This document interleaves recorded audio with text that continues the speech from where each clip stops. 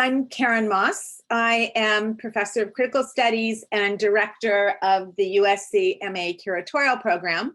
And I'd like very much to welcome you to our Roski talk today with Cameron Shaw, who is the Deputy Director and Chief Curator at the California African American Museum in Los Angeles, across the street from USC. We're really thrilled to have Cameron here. We had wanted to meet with her earlier, but because of COVID, we had to wait. So we're very excited to finally be able to host you, Cameron. I wanted to just let everyone know that Cameron will talk for about 45 or 50 minutes, and then we will save about 10 or 15 minutes for Q&A at the end. We ask the public to please sign off when we finish with the Q&A around 11, because then we have our visiting artist seminar with our Roski grads. You'll also notice behind me is Jenny Holzer's art truck that was parked at Venice Beach, reminding everybody to vote. Please vote if you haven't already. Everyone in Roski is asking all our students and the public to please remember to vote. So without further ado, I'd like to introduce Francesca Flores. Francesca is an MFA art student, and she is going to introduce Cameron. Francesca? Hello, and good morning, everyone. So today we have the honor of welcoming Cameron Shaw. Cameron, thank you for being here with us today.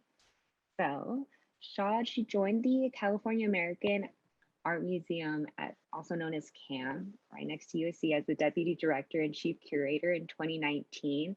One of the most recent shows she just curated was Nikita, Gail, Private Dancer. She was also the co-founder and executive director of the nonprofit contemporary art organization Pelican Balm in New Orleans in 2011. In addition to her curatorial practices, Shaw was the research manager at the David Swinger Gallery in New York, as well as a freelance writer and editor since 2008. Focusing on the history of African American art and image practices since the 1960s. So today we're going to be going into detail about that. It's such a pleasure to have you here, Cameron, and we all look forward to hear you go more in detail about your practices and research. Thank you. Thanks so much, Francesca, and thank you, Karen, for inviting me and for all of the students being here today. Karen, I absolutely second your encouragement to vote in this monumental election.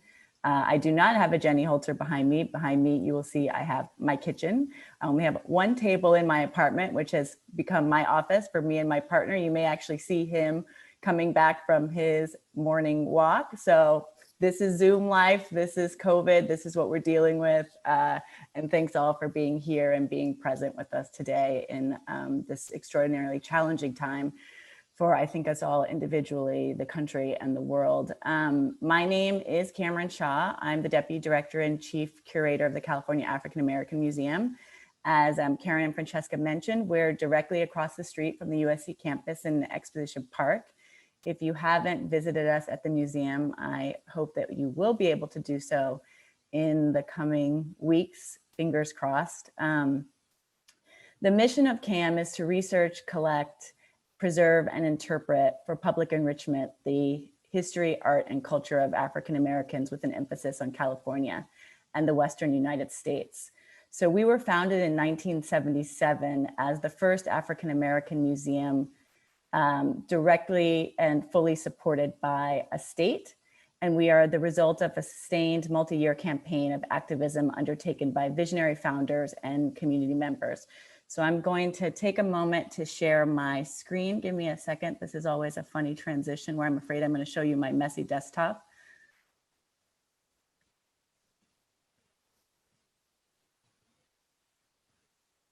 All right, can everyone see my screen? Super. Okay, so this is CAM from the outside.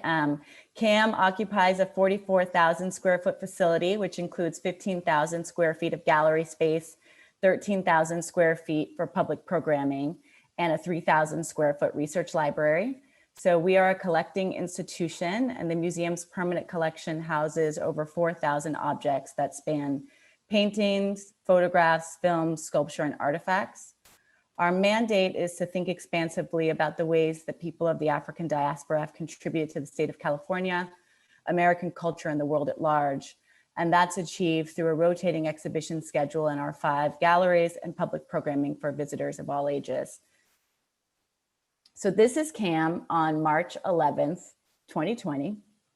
As you can see, it's a pretty full house. There are over 600 people in our atrium.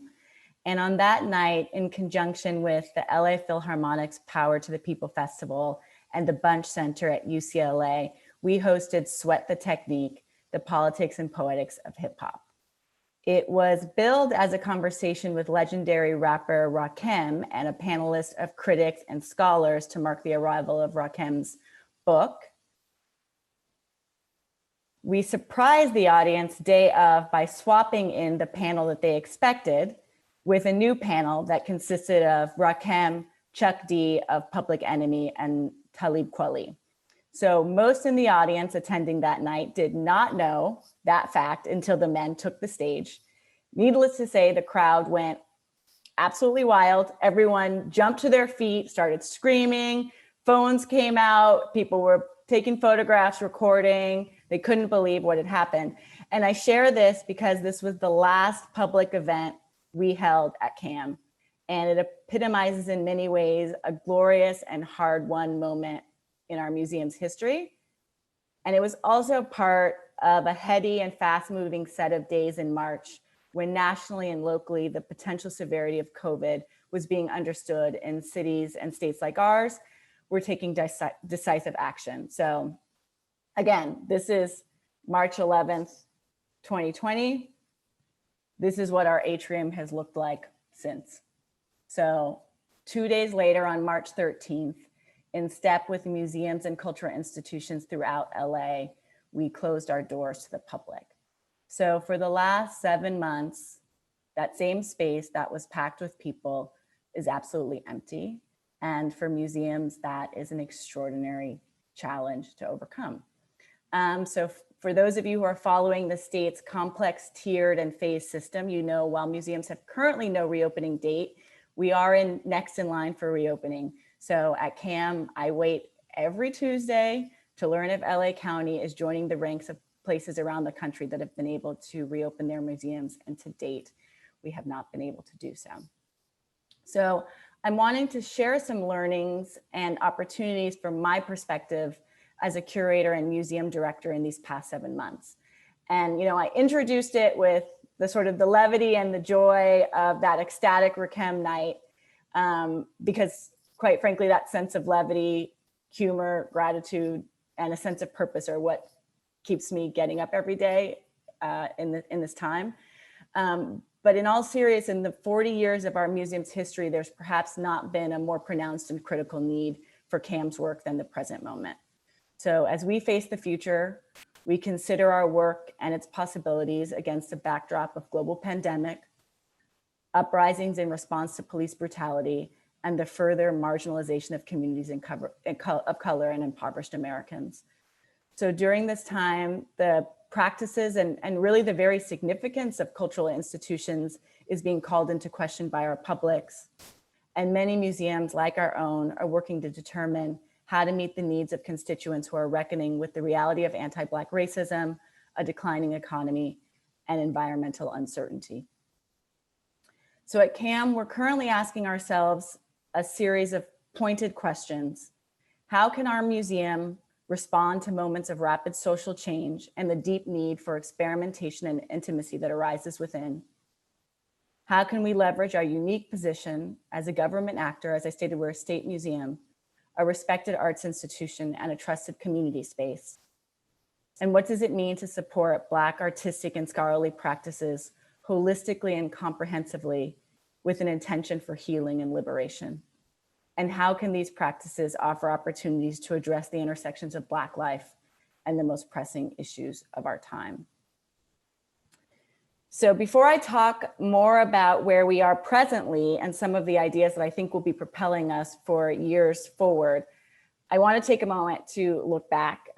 This is a photo of the ribbon cutting ceremony when CAM moved to its permanent home in Exposition Park in 1984.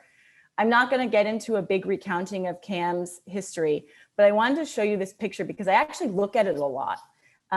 First of all, I was 2 years old when this picture was taken, and it's not lost on me that now I'm charged in no small part with the stewardship of this museum and the vision of these people, the joy and enthusiasm of this day, but also the hard work that made it possible. I think a lot about how much the world has changed since 1984, let alone how much it's changed in the last year, how much the city has changed. I was born and raised in Los Angeles. I grew up at Crenshaw and Pico. So South LA is very much a part of my family history. I'm multi-generational South Central LA. My parents, my grandparents, and even my great-grandparents came over with my grandparents during the Great Migration. So I think about the city. I think so much about how the realities and expectations of Black life have changed, and also how much museums have changed. And of course, there's many other ways in which all of those things have stayed the same. And that's one of the things that we're really dramatically reckoning with in 2020 as a country, but also museums are reckoning with institutionally, is how little they've changed and adapted. But I think really deeply about this group of founders, how much they believed in the mission of CAM and how visionary they were to seek its realization. And I charge myself to be as visionary now as they were then to conceive the first state-supported African-American Museum of Art, History, and Culture.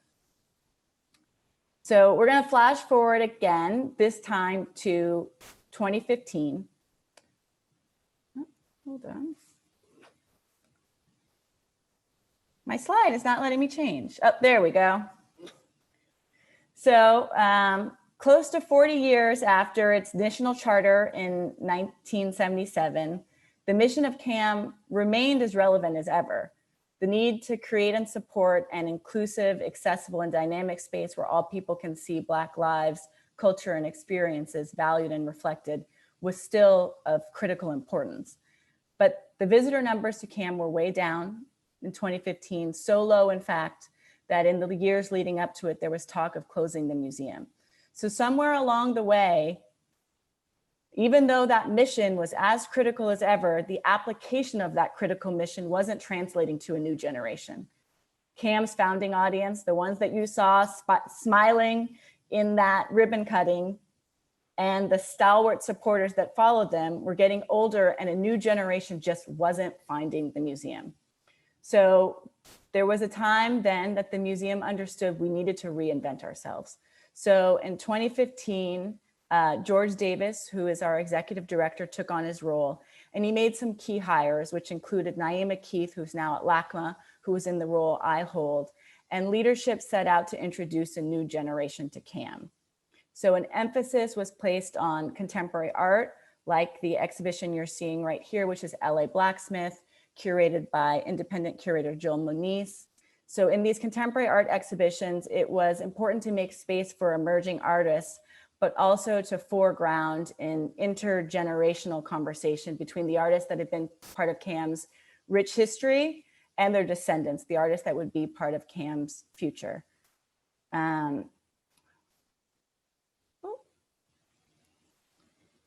There was a new emphasis on the kinds of history exhibitions that we would show. So one of the things that makes CAM really unique is that we are a museum of both history and culture, but how do we share that history? What is the history that we want to be telling? Whose stories do we want to be telling, and how do they want to be framed?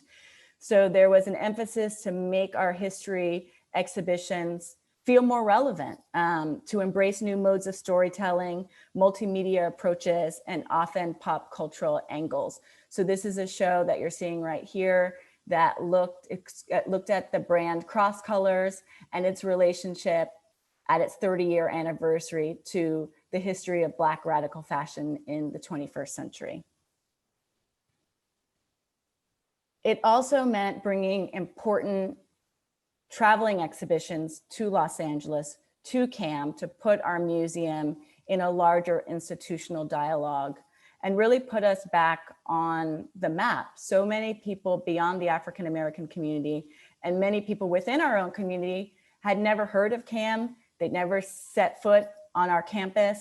So how did we start to put ourselves in this position that people would want to come to CAM, would understand its importance, and would be able to experience the realization of that critical mission that began in 1977.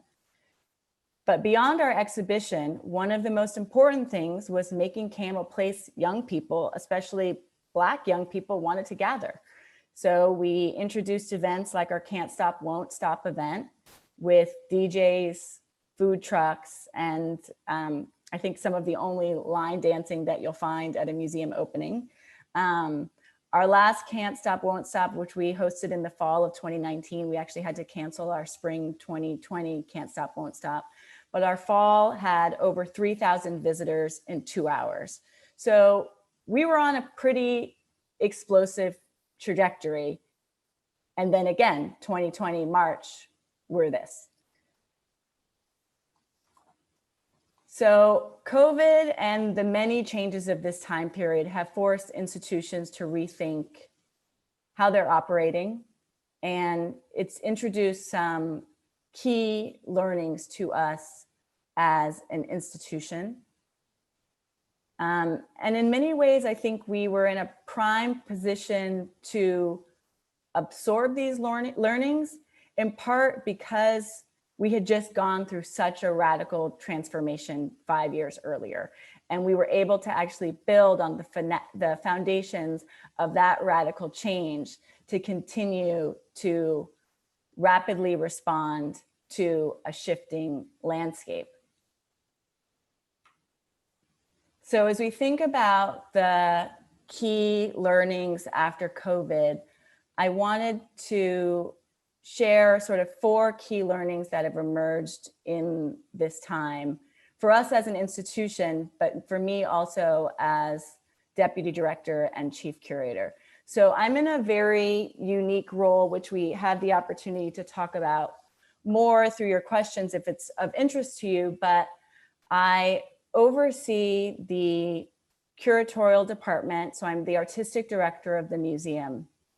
I also oversee the education department and our visitor services experience. I also oversee our marketing and communications, but I'm also a chief manager within the museum. So I oversee people and their day-to-day experience of working in the museum.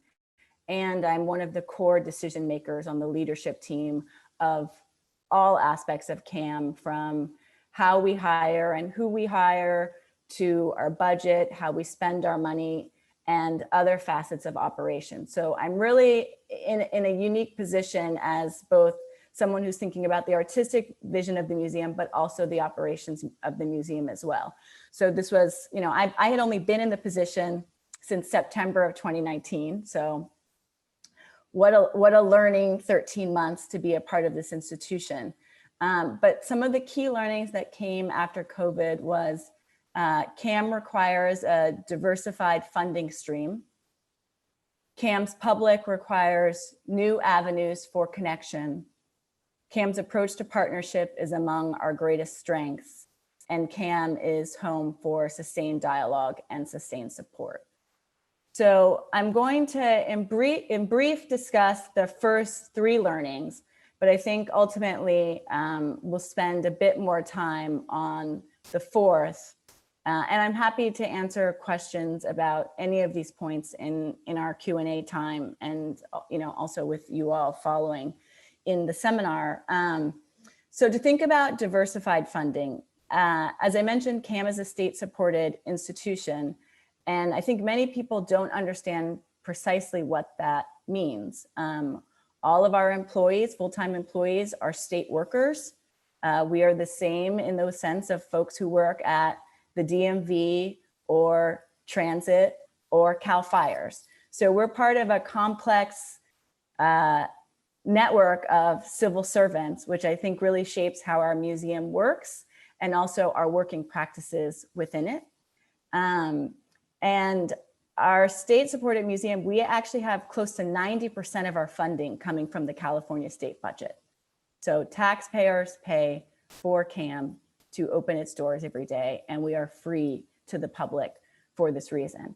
But 90% is an extraordinary amount for a institution to be supported by public funding, state funds. And there are very few institutions like ours in the country.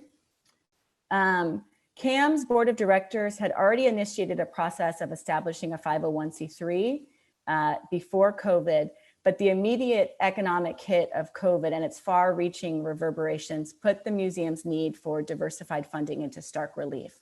So as a state institution, like all state institutions, we found ourselves facing budget cuts.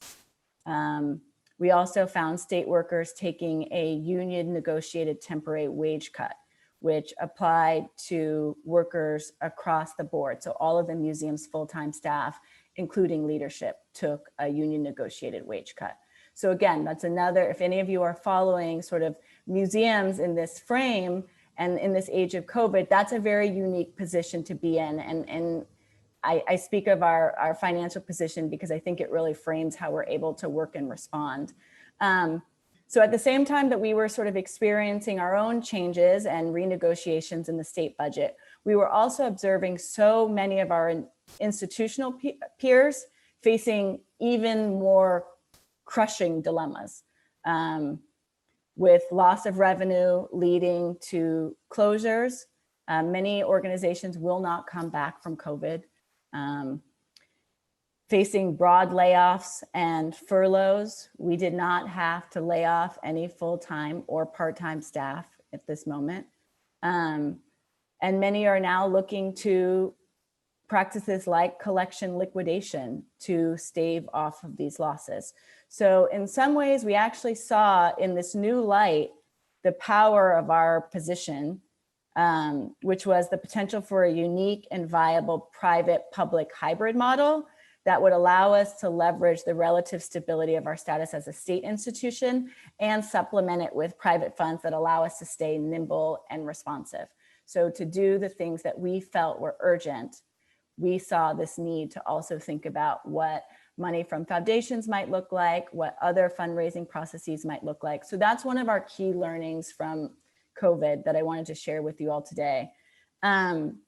We also sort of thought about the new avenues for connection. So COVID has transformed the museum going experience for the foreseeable future. But I think it's also offered an opportunity to revisit how our audiences can connect with CAM, you know, coming out of what was a really transformational period of 2015 to 2020. CAM redid its website, it rebranded. There were all these changes that we were making that laid the foundation, but now we see sort of the need to build upon those changes, expand them, where the pain points were in our communication strategies, what are the ways that we needed to adapt. So it's demonstrated the enormous power of our website, for one, a photographic documentation of produced video content, video walkthroughs, et cetera, as well as live video broadcasts like we're doing right now in one form. So in the initial phase of COVID, we, like many museums, hurried to translate all programs to web conferencing platforms like Zoom. And while we're going to continue to offer live video broadcasts for the foreseeable future, we're also thinking expansively about avenues for connection not previously explored by the museum.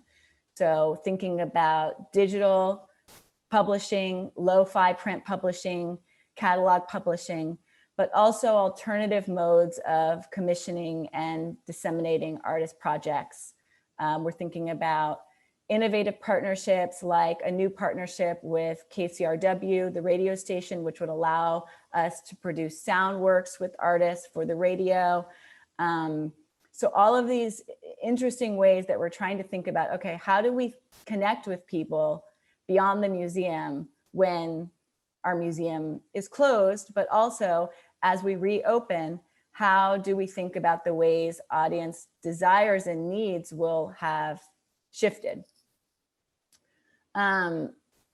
And I want to take a second to go into the third point before I move to what you'll see on this slide, which is CAM is also actively considering the ways in which sustained partnerships allow us to leverage resources, expand our knowledge base, and build deeper connections with communities, both locally and nationally. So we're engaged in multiple conversations around multi-year partnerships with varied institutions that range from KCRW, like I mentioned, Art and Practice in Leimert Park, which was founded by Mark Bradford and Eileen Harris Norton, Cassandra Press, which was founded by the artist Candace Williams, Parks California, which is actually part of our network of state agencies within the Natural Resource Agency. So really the state parks of California system, how can we be engaging with our park partners? And actually some also really exciting partnerships with USC. So I mentioned I'm going to spend time on that final point because it's most aligned with curatorial vision and the questions of who we want to be as an institution. So that final point of CAM is home for sustained dialogue and sustained support. But I wanted to sort of take a slight detour and talk about the kind of thinking and that this practice kind of emerged from, that's deeply grounded in a collaboratively run organization that I ran in New Orleans called Pelican Bomb. So this is two images of a very scrappy gallery, which we had for 2 years in New Orleans. Pelican Bomb was established in 2011. We published the city's only regular platform for arts writing and criticism on contemporary art, but also engaged exhibition making, public programming, and public projects. So for those 2 great years, we ran this small and scrappy gallery. And our focus in the gallery was contemporary art as a lens for thinking about important issues globally and in the lives, especially of New Orleanians. So Pelican Bomb emerged as an institution in post-Katrina New Orleans. So we were part of a radical rebuilding effort that really thought about the way artists and cultural producers are part of the rebuilding of a city. And there were so many pressing questions that our city as a collective was grappling through that were challenging. And one of the things that we wanted to really think about are the ways in which contemporary art could be a lens for people thinking about and navigating some of those challenging issues that they were facing from multiple perspectives. So we produced the kinds of exhibitions that nobody was making when we started in our city, but that we wanted to see and that we felt were really necessary to see. And those were thematic group exhibitions centered on complex social and political histories that were still influencing our city at that time. So this is 2 shots of an exhibition, Queer Tropics. We conceived of Queer Tropics in conjunction with Prospect 4, the then biennial, now triennial, which put a contemporary art spotlight on New Orleans as a city. And we wanted to be part of that dialogue as so many people were looking to New Orleans during those times of Prospect. Queer Tropics considered the abstract idea of the tropics and how that vision had been created, reinforced, and confronted. It included work by an amazing group of artists, including new commissioned installations. So commissioning work from artists has always been part of my practice, and it's something that I bring to CAM, and that we'll sort of get into in a little bit more in depth in a second. But the show examined the visual and cultural systems through which one imagines the landscape of tropics as a site of leisure, sensuality, and play. So on the right-hand side, this is actually one of the commissions that we made by Adrienne Elise Carver. Hold on. Alrighty, so this is Mutual Support. This is another exhibition that we organized at Pelican Bomb. And this was a group exhibition that was highlighting artists whose practices engage issues of mental health and wellness. So whether that was in a doctor's office, at home, or in public spaces, the artists in the exhibition centered the process of taking care of others through conversation and collective action. And they addressed the connections between physical, social, and spiritual well-being.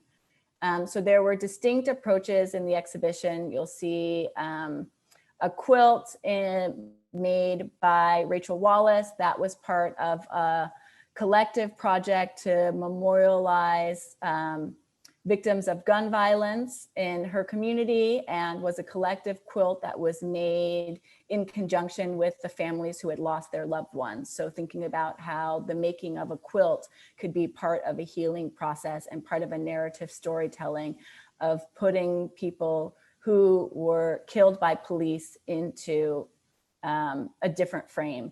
And this was actually in 2017. So in many ways, I think some of the projects that we did at Pelican Bomb were really forward thinking, sort of and prescient in terms of what would come to undergird a lot of our present conversations about how arts institutions should be showing up in this time.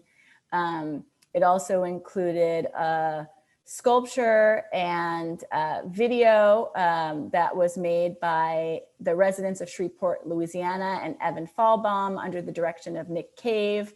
Nick Cave did a multi-month project in Shreveport, Louisiana, where he worked with a group of social service agencies and residents of Shreveport to make, again, these sort of quilted blankets out of beads that people spent time sharing their stories and talking about the future of Shreveport. On the back wall, there is a group of drawings by Tatiana Falalizalde. Some of you may know her work from the viral project, Wheat Paste Project, Stop Telling Women to Smile. Tatiana made her most personal work to date for us, specifically for this show, which looked at her mother's own struggles with bipolar disorder and how mental health had affected her family. She also sat down with her mother for the first time to really talk about and record some of the issues in their relationships and the experiences that they had together as a result of her mother navigating her own mental health. And in this picture on the right, you'll see a set of photographs and a pop-up wellness center that was set up by the artist Saul Robbins. So Saul went into various sites of mental health and healing in New Orleans, took photographs of those sites, engaged in dialogue with the people who run those spaces, and really wanted to take a moment to show the different ways in which healing shows up in our community.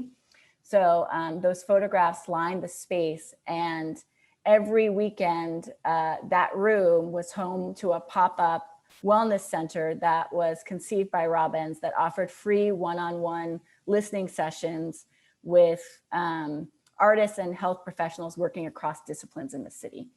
So I wanted to kind of share those two projects because I think in many ways they frame the work that I'm doing. I realize now how much my career, the building blocks of my own career have intersected in powerful ways with the foundations laid within the institution I work. And I think if there's anything that I could encourage you all to think about as you're building and expanding upon your own careers is to really stay aware and connected for how that shows up for you in your work, in the places that you're working and in the ways that you're working and in the things that you're building, how they're intersecting with your own personal interests and the ways that you've seen your personal interests and your vision be shaped over the years. And I'm really seeing that in really extraordinary ways between my own career path and CAM, and the opportunities to bring that to the fore in what for me feels really exciting and purpose-driven ways.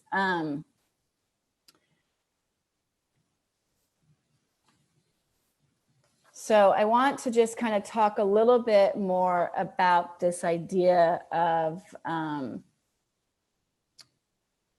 sustained conversation.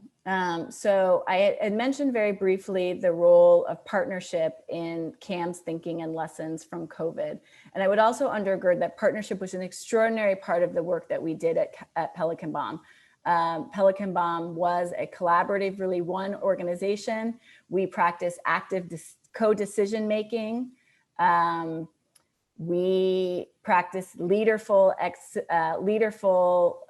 horizontal leadership and leaderful organization building. So for those of you who are familiar with the work of Adrienne Marie Brown, we really thought a great deal about emergent strategy and how there are times in an institution where people step forward or step back based on their own experience, skills, and knowledge, and an opportunity for everyone to step forward to be a leader when the time calls. So this idea of partnership that we're now exploring in deeper ways in CAM is also very situated within my practice holistically. But I want to talk more about this sustained dialogue with the intersections of Black life and the most pressing issues of our time. So one of our learnings of COVID was that CAM needed to be a center for sustained dialogue. In recent years and intensifying with the Black Lives Matter movement, many museums have made institutional pledges to diversity and to center people of color, particularly Black artists. So these efforts are laudable and they're necessary, but it allowed CAM to think and to clarify our own role in how we wanted to show up as an institution, which is not only to center, right? That's been our core values since 1977, since that ribbon cutting in 1984. But for us to now think about how we develop new models and methodologies that truly support and deeply contextualize Black artists and cultural practices. And CAM had thus committed to 4 framing themes or pillars that will guide our exhibition, public programming, and publishing efforts with artists and scholars for the next several years.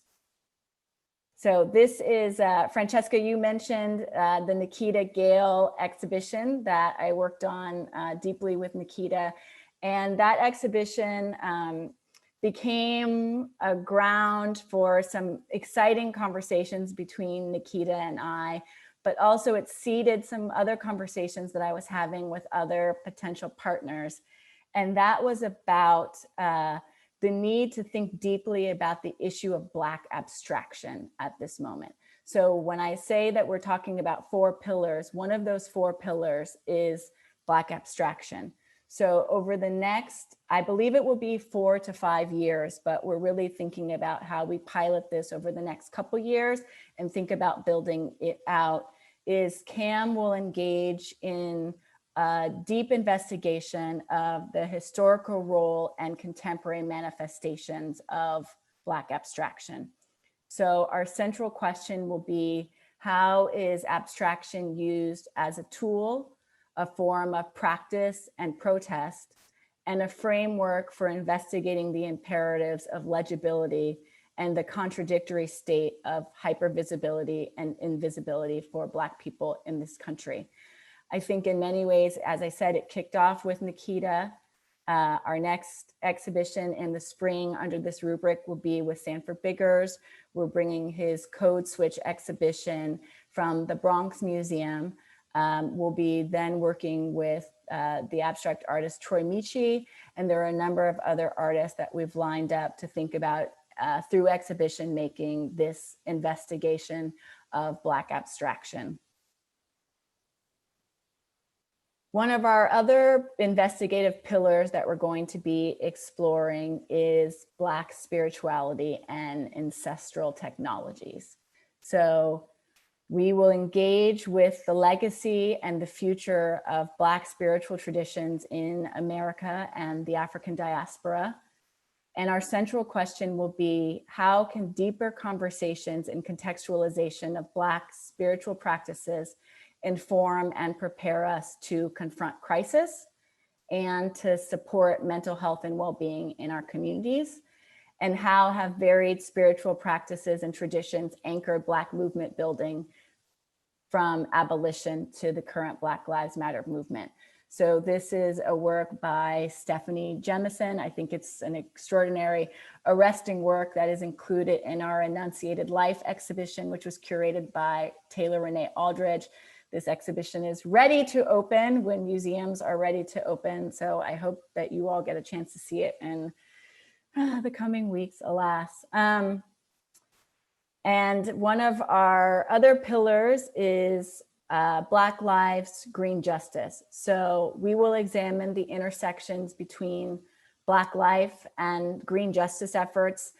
And we're thinking about that in a really broad lens. So advocating for safe and equitable access to green and leisure spaces, mitigating climate change, documenting shifts in agriculture and labor practice, and improving public health outcomes. So as we think about the exhibitions and public programs and publishing efforts that will be part of our Black Lives Green Justice umbrella, our central question will be, how do communities of color lead and shape public discourse around land and natural resource and build new, sustainable and healthy relationships to the environment for generations to come? So this is a beautiful image taken of the Bruce family. It is from the 1920s. It's part of an exhibition that we're working on with historian Allison Rose Jefferson, who will be creating a show based on her book about radical leisure sites and the creation of Black leisure spaces in the era of Jim Crow. So this is an exhibition that we look forward to opening in the fall of 2021. And then this is an image that is taken from a Cassandra Press reader, from the cover of a Cassandra Press reader. But I love this image for the ways in which it thinks about a constellation of images and a movement in history around how concepts in Black life are formed over time through image production. And so Cassandra is one of our core partners in our fourth pillar that's going to be leading us over the next few years, which is liberating the Black archive. So we are going to be imagining new and creative ways of making accessible Black archives in dialogue with artists, scholars, publishers like Cassandra Press and others, universities and other repositories. So our central question there will be, how do we make our history accessible and teachable to new generations, particularly new generations of artists, activists, and advocates who are building on our rich past and are being sustained by our rich past as they bring forward new futures. So that's a little bit about where we're going as CAM and as an institution, and how we've been kind of navigating and thinking about the learnings that have come out of this period over the last 7 months. I greatly look forward to the moment where we can have folks in our gallery close looking again at artworks, when we can fill up our atrium for dynamic presentations from artists, cultural producers, and thinkers of the African diaspora. But for now, I have to settle for this empty atrium. But I'm grateful for the fertile thinking that this time has been afforded in terms of our institution and how we're thinking about moving forward as a value-based institution, as a positive place to work as we continue to confront crisis in our daily lives. I think it's of extraordinary importance that our institutions are viable and supportive places to work, and that support a holistic sense of well-being, especially for workers of color, which the majority of our institution is. And I look forward to sharing with you more the future of CAM, and look forward to your questions and other things that are coming out of this conversation for you today. So that is it from me. I'm going to turn off my screen sharing. Give me 1 second. Thank you so much, Cameron. This was really amazing, and we greatly appreciate you giving this talk. I just want to make 2 quick announcements. First of all, everyone is welcome to use the chat to write questions for the Q&A right now. We will take the questions in the order they come in, and we will try to do as many as we can in the 15 minutes that we have remaining. And then I have a question for you, Cameron, just to clarify a few things. When you are able to reopen, will it be a completely new set of exhibitions, or will some exhibitions that were up only briefly previously be on view? And I'm thinking in particular about Sula Bermudez Silverman's show. So this is a complex series of negotiations that I am continuing to work through. So much of my life over the last 7 months has been about readjusting, rescheduling, and really putting as much my forward thinking and psychic abilities to use to really think about how we move forward. So yes, Karen, as you pointed out, we open a new series of exhibitions generally in spring and the fall. So March is our time for reopening. We got a chance to open an exhibition, a solo exhibition with Sula Bermudez Silverman, Neither Fish, Flesh, Nor Fowl. That show was only open from February 28th to March 13th before we had to close our museum. We were in the process of opening a show called Sanctuary, which was recent acquisitions to our permanent collection that looked at the ways in which works in our permanent collection offered opportunities for artists to think about creating a sense of safe space and refuge. We were also preparing to open Nikita Gail's exhibition, which also never opened to a public. We had to halt and install before it even started with our Men of Change exhibition, Power, Triumph, and Truth. And we had been planning to extend our Cross Colors exhibition, so we were actually in very good shape there. But it's been really a challenge to think about the starts and stops of this time. So just to give you an example of Men of Change, that show was supposed to open on April 1st. By early March, it became clear that the working environment for installing exhibitions was not going to be safe for people to install that exhibition. So we pressed pause, especially as we understood our museum was closing and we didn't know for how long. So that exhibition was not actually installed until June, when there was this moment of thinking that museums might reopen in July, which that order quickly got walked back from the governor, and we find ourselves in the situation we're in. So there have been so many stops and starts, but we have decided to extend all exhibitions that were on view or planned to be on view when CAM closed. That did mean pushing another number of exhibitions either by 6 months or even a year for some of those exhibitions, because as artistic director, I'm also thinking about what is the conversation between each of our exhibition spaces and how are exhibitions in dialogue with one another. And there were a couple of pain points that when we thought about having to push back exhibitions by 6 months, it would put them in dialogue with new exhibitions that I just didn't think put them in the best light. So actually some exhibitions moved a year later. So there's this constant dialogue with artists and our curators.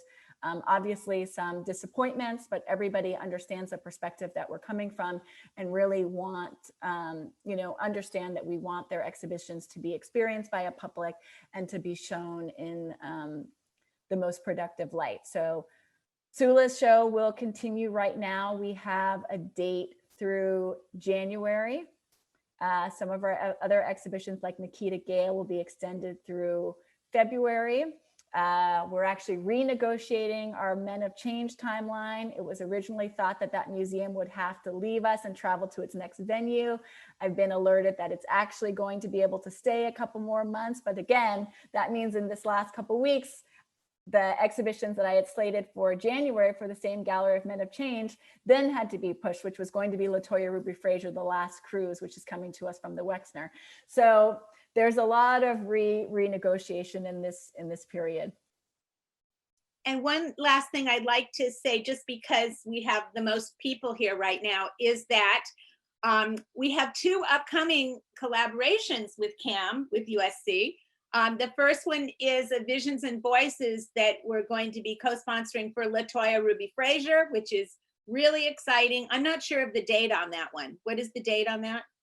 That You date is changing. So I was originally going to open in January, but it's now looking more likely going to be February. And that is a partnership with Vision and Voices and specifically with the USC School of Architecture. So I've been working very closely with Milton Curry on that.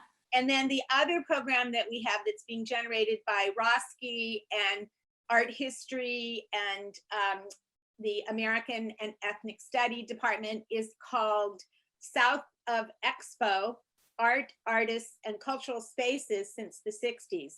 And that's something that I've been working on for a while. We were supposed to do it this fall. It's currently scheduled for the end of February. And Cameron has very generously agreed to moderate one of the 3 roundtables that hopefully 1 or 2 might be able to take place at CAM, God willing. And then also we have a keynote lecture from Kelly Jones, who is wonderful curator, scholar, and the head advisor for the new African American initiative at the Getty. So you will be hearing more about this South of Expo, but I thought I would make a plug now, just because we have people here who may want to attend. So I'm now, and we don't know. There's one point that I'd like to make there, which I think is just, as students, and I know many of you are at different phases in your career. Some of you are coming back to school after time away, et cetera. But I really think about the sort of, I'm thinking a lot about the arc of my career and some of the choices that I've made when I'm at this point. And I'd like to say that Kelly Jones was one of my professors at Yale. And one of the first people to allow me to think very critically about artists of the African diaspora. I think there are so many people who are making exhibitions right now who would say Kelly Jones was one of the most influential people that they encountered early on in their careers. And I would also say Kelly Jones's Now Dig This book, which I reviewed for the Los Angeles Review of Books when that show came out, is actually one of the many reasons that I moved back to Los Angeles. So I had been away from Los Angeles for 17 years. I was happily living in New Orleans and I had no intention of coming back to my city. Because at that moment, I didn't know that I necessarily thought of it as my city. But in seeing Kelly Jones's exhibition, I was home on break visiting my parents. I took my mom and my aunt to see that exhibition. My mom is one of 7 sisters. She grew up in Watts. So when we were going through that exhibition, she was pointing out there was our house underneath the Watts Towers. This person was our sculpture teacher in elementary school. We didn't know he was a famous artist. You know, we were having these very personal conversations through my family, but also I was really diving into the scholarly publication in my own work as a critic and arts writer. So it was this moment for me really to see that I was actually part of an extraordinary history and legacy in South LA, and particularly a Black history, and that it was important for me to come back and be a part of it. So that is one of the reasons I moved back to LA. I think it's one of the reasons that I am at CAM right now, is in the moment when I was able to really think about my next move, when we decided that we were going to sunset Pelican Balm after 8 years. I had an opportunity, which was a great privilege, to think about the way I wanted to show up in the next phase of my career and what I wanted to be building. And, you know, I share this with a group of students who I know are so deeply invested in contemporary art, but I can say from my own perspective, I was really burnt out on contemporary art. And I was asking myself, especially, you know, this was post 2016, so post-election, whether me being the executive director of a small contemporary arts organization was the best use of my brain, my sense of purpose, and my desire to show up for my community. And I was ready to say, no, maybe it wasn't. And I was ready to potentially walk away from contemporary art. And I sat down and I thought what was really deeply important to me. And what was really deeply important to me was for me to show up for Black community and to be part of some sort of effort that was putting Black lives and experiences at the forefront. And that was valuing those lives and experiences and creating an ecosystem of respect and appreciation for Black lives. And so this CAM moment was so interesting because when that job became available, it was this opportunity for me to say, oh, I don't have to walk away from contemporary art to step into Black community in the ways that are important to me. I can actually take all of these lessons from my career and they can now kind of go towards being part of this institutional building and reimagining. And it was just this like perfect moment of synchronicity. But I wanted to sort of share that and be honest, because you mentioning Kelly Jones kind of opened up the opportunity to to talk about that and to think about the ways in which, you know, things shift and build and different experiences become important or fall back in the course of building one's career. Yes, and I would be totally remiss in not mentioning that the title South of Expo is a riff on Kelly's book, South of Pico. And that's why we are kicking off this event with her keynote. And then we'll have 3 different roundtables, one of which will be historical, one will be contemporary, and one will be literally of the moment, which will include the Crenshaw Dairy Mart folks at the new space in Inglewood, hopefully. So without any further waiting, I wanted to just invite Matthew to ask a question that he posted. Matthew?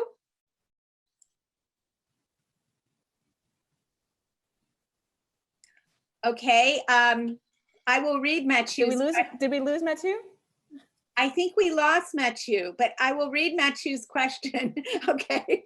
Matthew said, I found CAM's didactics to be very clear and understandable without any unnecessary jargon. It's pretty rare for contemporary art exhibitions. Does curatorial work with education to write the didactics?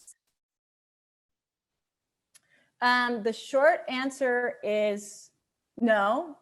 Curatorial does not work with education to write the didactics.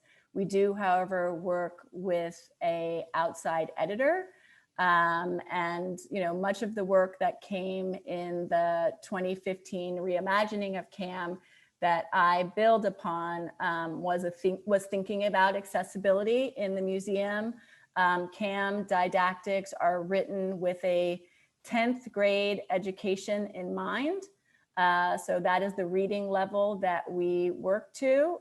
We also, you know, do have a number of younger visitors. We have visitors with varying education. We have visitors with varying familiarity with English.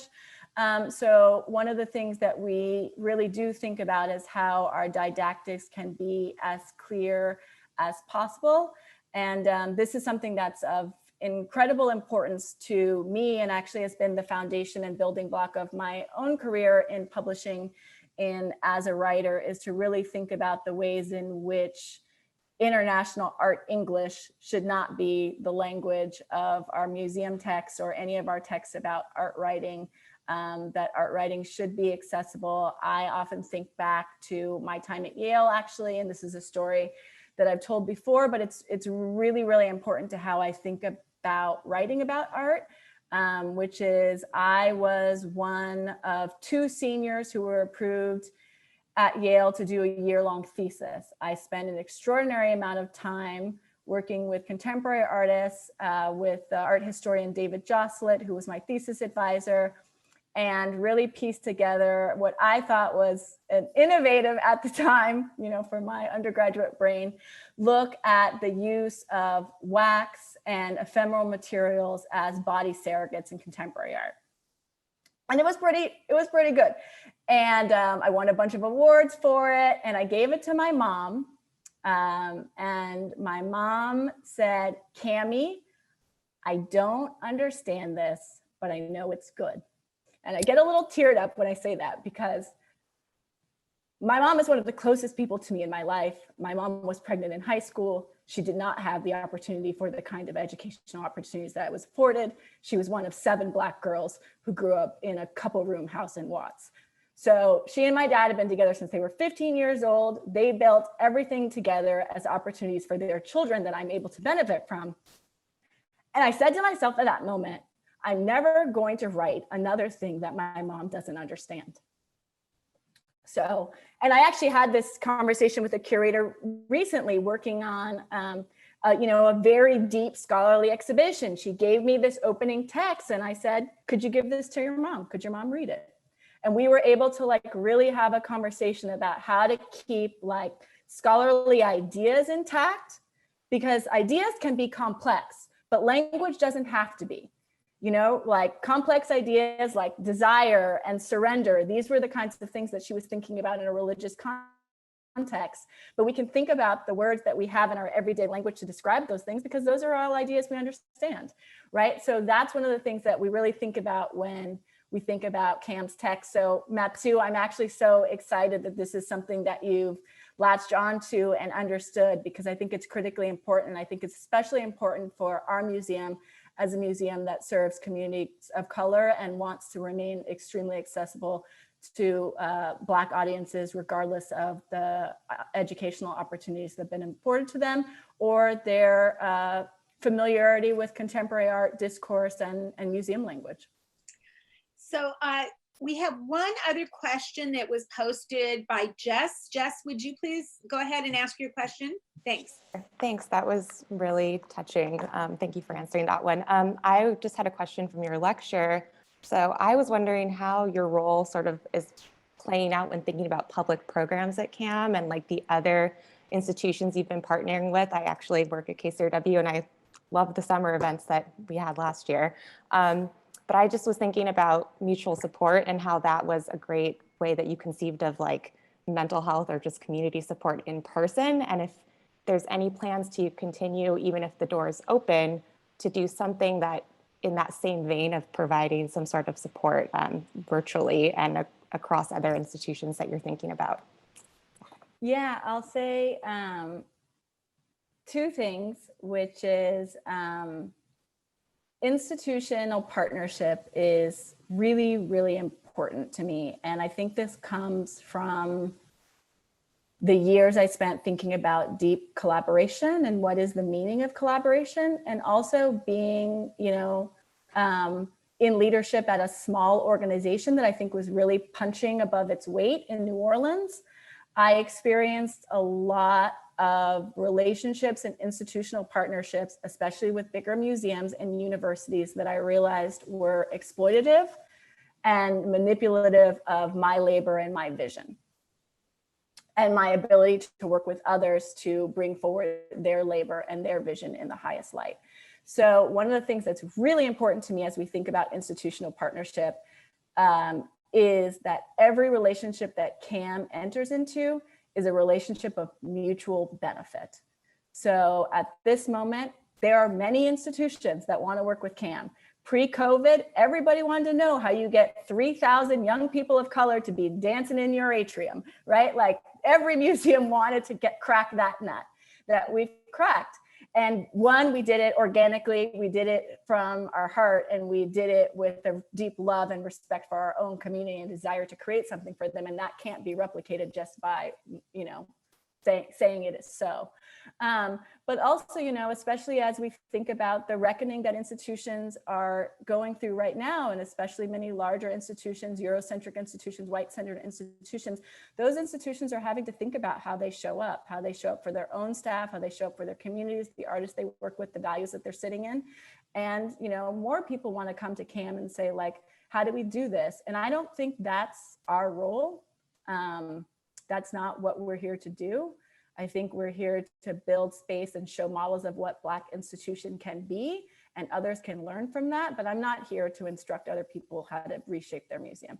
But I do see the value of thinking about the ways in which we think about partnership as an opportunity to build on distinct histories, to build on distinct methodologies, to use new avenues of communication. One of the things that I'm so excited about the KCRW partnership is, like, in the middle of COVID, we put a sound work in the middle of a morning drive by a Black femme DJ about Tina Turner and her Nutbush roots and the legacy of Black music in the creation of rock and roll and spirituality. And I was like, this is so rad that this is something that we get to do, which is just like create an interruption and intervention. And one of the things that I've been so excited about with KCRW as a partner is they're very open to this, this sort of radical disruption. And I think we're going to be making a lot more works together that do just that, that are conceived by Black artists, thinking about the radio as a form of public space. And that's one of the things that I think COVID has really also invited us to think about, is what is public space and how do we access it as a museum, and how do we reach our communities, especially when we think about this may not be the last moment that we close our doors as we move forward in what is now, I think, a totally changed society and health environment. And this global pandemic, we may not have seen the end of this and may not see the end of this anytime soon. So how do we think about the ways in which we continue to connect with people beyond the walls? And then as far as mutual support, yes, like I'm a healer. I'm in a community of healers. I love healers. I want to build more space for healers. I want to build more space for artists who are working with ritual and healing frameworks, liberatory and healing frameworks for Black folks. So we are working with an artist, Nija Whitson, who is a movement artist and ritual space maker and extraordinary healer. And we are working with them to envision a project that memorializes Black trans lives lost throughout the country, looking at murders from 2018 on. This is a project that we will be hosting at CAM, and that we are looking for deeper ways to support Nija's work. And one of the things that Nija is considering is the ways in which they can invite other healers from their network, whether that's somatic healers or other kinds of workers, to bring that into the space as an opportunity for our community to connect with some of the healing frameworks in which Nija is working. So it's definitely very much on my mind. Whether it will look exactly the same, I'm not sure. It's still really taking shape. But yes, thinking about, that point that I mentioned about like the intersections of Black lives and the most pressing issues of our time, like this is a time of crisis. And it's a time of thinking about how we are resilient and how we navigate crisis, but also how we navigate mental health and spiritual crisis within our communities. And so really looking forward to opportunities to think about how CAM can show up, and would love to keep you abreast of those. Thank you so much. Yes, thank you so much, Cameron. I'm afraid we're out of time right now, so I have to ask everyone from the general public to please sign off.